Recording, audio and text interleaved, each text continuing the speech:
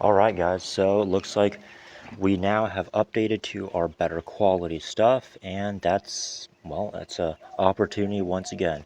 So let's talk a little bit about banishing once again. So sometimes you might want to banish things that you don't like.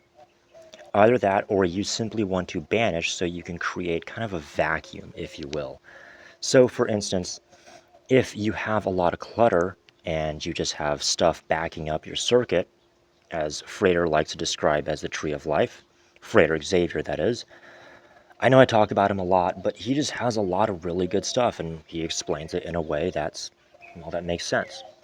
But long story short, if you have stuff backing up your circuit, if you have a lot of clutter, you might want to banish to create a vacuum so you can fill that vacuum with something that you would rather have instead of said clutter.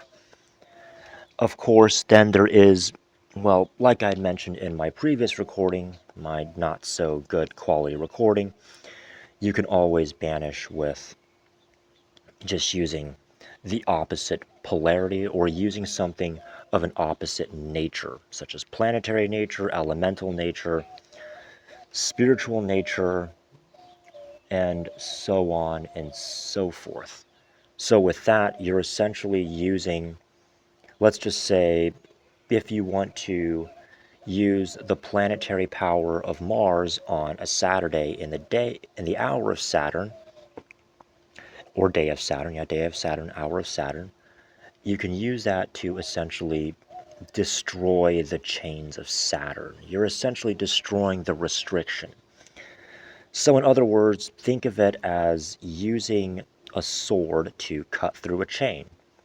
Or if you want to be a little ditty about it, just not taking no for an answer. That's essentially what Saturn is. Saturn says no, and you don't take no for an answer, because that's not what Mars does. Mars doesn't take no for an answer.